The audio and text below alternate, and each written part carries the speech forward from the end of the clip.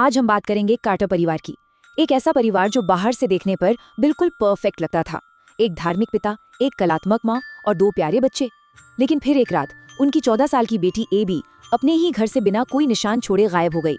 ये घटना सिर्फ एक गुमशुदगी की रिपोर्ट नहीं थी, नहीं, ये वो चिंगारी थी जिसने एक ऐसे परिवार को जलाकर राख कर दिया जो पहले से ही अंदर रहस्यों और झूठ की आग में सुलग रहा था।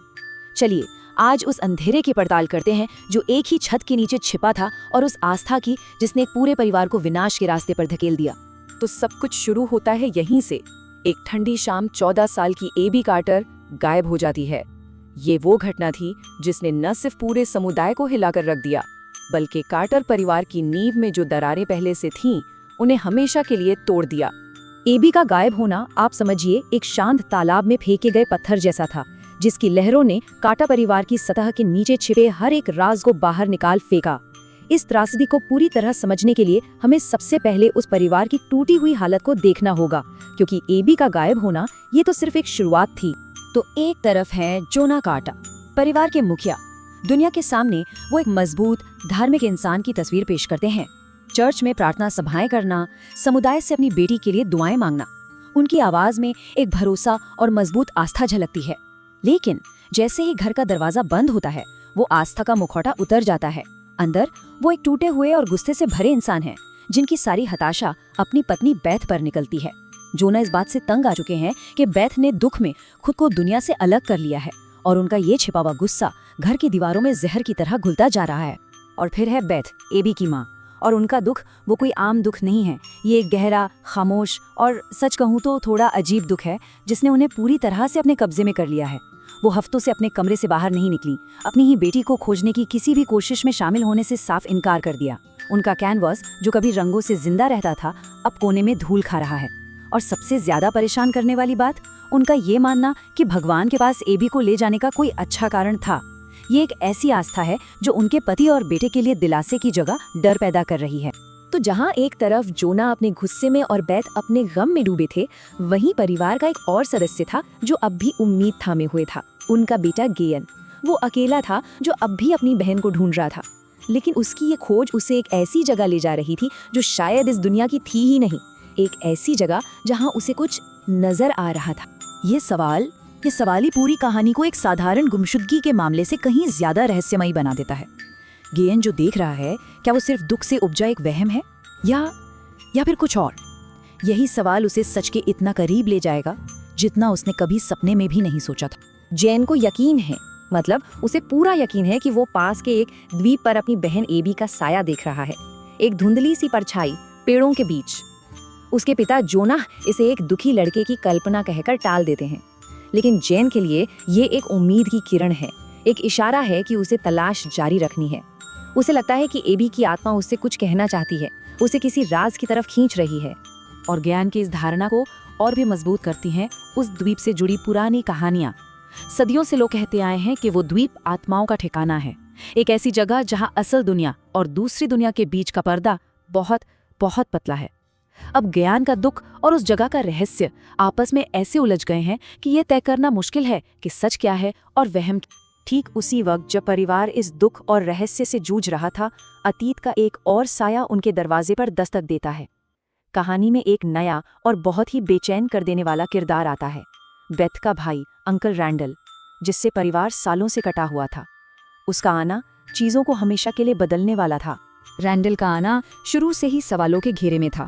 वो अचानक बिना बताए आता है और एक झूठी कहानी सुनाता है कि वो एक कॉन्फ्रेंस के लिए आया है। सबसे अजीब बात तो ये है कि वो अपनी ही भांजी के अंतिम संस्कार तक में नहीं आया था, और उसे देखते ही बेथ के चेहरे का रंग उड़ जाता है, जैसे उसने कोई भूत देख लिया हो। ऊपर से उसका अचानक धार्मिक बनकर जोना के चर्च में शामिल होने का नाटक किसी को हजम नहीं हो रहा था। ये साफ था कि वो नहीं है जो वो दिखा रहा है।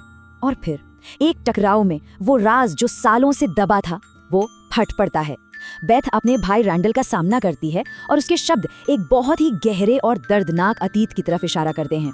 ये साफ हो जाता है कि बेथ अपने भाई के बारे में एक भयानक राज जानती है, एक ऐसा राज जिसे वह सालों से अपने सीने में दफन किए हुई थी, शायद अपने परिवार की रक्षा के लिए। अब जब ये सब घर के अंदर चल रहा था, डिटेक्टिव पॉवेल अपनी जांच में लगी हुई थी, बिल्कुल मेथोडिकल तरीके से। जैसा कि इस टाइमलाइन पर हम देख सकते हैं, शुरू के कुछ दिन एबी की तलाश पर ही फोकस था। लेकिन 5वें दिन जब पॉवेल ने गियान से बात की तो उसने उस द्वीप वाली बात बताई। ये एक अजीब सा क्लू था, लेकिन इसने पॉवेल को एक नई दिशा में सोचने पर मजबूर कर दिया।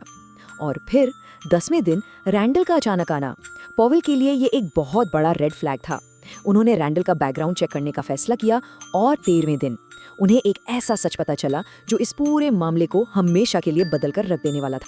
और फिर कहानी का सबसे खौफनाक सच सामने आता है। डिटेक्टिव पावेल को पता चलता है कि रैंडल एक सीरियल प्रेडेटर है। पिछले 2 दशकों से वो 10 से 15 साल के बच्चों का यौन शोषण कर रहा था। ये खुलासा एक बम की तरह था जिसने कार्टर परिवार की दुनिया को हमेशा के लिए तबाह कर दिया। अब एबी का गायब होना सिर्फ एक त्रासदी नहीं थी, ये एक बहुत ही घिनौने अपराध का हिस्सा थी। जैसे ही जोना को ये भयानक सच पता चलता है, वो कानून को अपने हाथ में लेने का फैसला कर लेता है।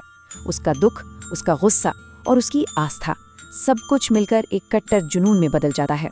वो अपना खुद का न्याय करने के लिए तैयार हो जाता है और यहीं से कहानी अपने सबसे हिंसक मोड़ पर पहुंचती है। ये समझना बहुत जरूरी है कि जोना का दुख उसे किस रास्ते पर ले गया था। वो एक शोक समूह, एक बेरीवमेंट ग्रुप का हिस्सा बन गया था। शुरू में ये दुख बांटने की एक जगह थी, लेकिन धीरे धीरे ये कट्टरपंथी गुट में बदल गया जो ये मानने लगा कि बुराई को खत्म करने के लिए हिंसा जायज है। यही समूह जोना का हथियार बनता है और वे सब मिलकर रैंडल का सामना करने के लिए एकजुट हो जाते हैं। जोना जो करने वाला था उसके लिए उसने एक बहुत ही अजीब, एक बहुत ही विकृत धार्मिक तर्क तैयार कर लिया था। अपनी नजरों में वो एक हत्यारा नहीं था, बल्कि ईश्वर का एक दूत था। वह अपनी इस क्रूरता को आजादी का नाम दे रहा था, जो ये दिखाता है कि उसकी आस्था उसे किस खतरनाक और अंधे रास्ते पर ले गई है। और फिर उस रात घर के अंदर जो हुआ वो किसी बुरे सपने से कम नहीं था। जोना और उसका समूह रैंडल पर टूट पड़ते हैं, जिसे वो बुराई का झाड़ फूंक या एग्जोसिज्म कहते हैं। धार्मिक उन्माद और बदले की आग में वे उसे कुर्सी से बांध देते हैं और फिर जोना बेरहमी से रैंडल की जान ले लेता है। ये वो पल था जहां आस्था और पागलपन के बीच की लकीर पूरी तरह से मिट चुकी थी। इस हत्या के बाद कहानी अपने सबसे दुखद अंत की ओर बढ़ती है।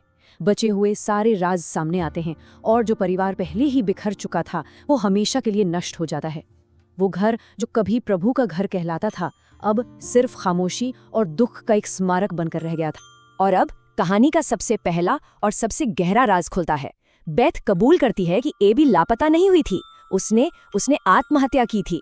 दुख, शर्म और अपने भाई के राज को छिपाने के बोझ तले दबी बेथ ने अपनी बेटी को चुपचाप उसी द्वीप पर दफना दिया था। वो साया जो गियान देख रहा था वो कोई भूत नहीं था, वो अपनी बहन की छिपी हुई कब्र थी जिसका पता सिर्फ उसकी माँ के दिल को था। इस भयानक कबूलनामे के बाद बेथ की दिमागी हालत को देखते हुए उसे 72 घंटों के लिए मनोरोग निगरानी में ले लिया जाता है और इस तरह वो भी उस घर और परिवार से हमेशा के लिए दूर हो जाती है जो अब पूरी तरह से खत्म हो चुका है। पुलिस के सायरन की आवाज बाहर गूंज रही थी और अंदर जोना अपने बेटे गियन के सामने अपने किए को सही ठहराने की एक आखिरी नाकाम कोशिश कर रहा था। वो अपनी हिंसा को बदला बता रहा था और गियन को अपने इस वहम में शामिल करने की कोशिश कर रहा था, लेकिन अब बहुत देर हो चुकी थी। तो आखिर में कार्टर परिवार का क्या हश्र हुआ, चलिए देखते हैं। एबी कार्टर आत्महत्या से मृत, रैंडल कार्टर हत्या कर दी गई, बेथ कार्टर एक मनोरोग सुविधा में भर्ती, जोना कार्टर हत्या के आरोप में गिरफ्तार और गेन कार्टर इस पूरी तबाही के बीच अनाथ और अकेला रह गया। कहानी के बिल्कुल अंत में एक सामाजिक कार्यकर्ता गेन को उस खाली घर में छोड़ जाता है। वो घर जो कभी एक परिवार का ठिकाना था, अब सिर्फ यादों और दुखों का एक स्मारक है। और ये शब्द, अब ये तुम्हारा घर है, उस घर की खामोशी में गूंजते रहते हैं, गेन के अकेलेपन की तरह। और ये कहानी हमें एक बहुत ही गहरे सवाल के साथ छोड़ जाती है।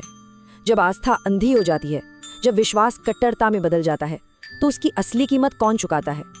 कार्टर परिवार की त्रासदी एक भयानक याद दिलाती है कि जब हम अपने अंदर के राक्षसों से लड़ने के लिए भगवान का नाम लेते हैं तो अक्सर हम खुद ही राक्षस बन जाते हैं और जो घाव हम पीछे छोड़ जाते हैं वो कभी नहीं भरते।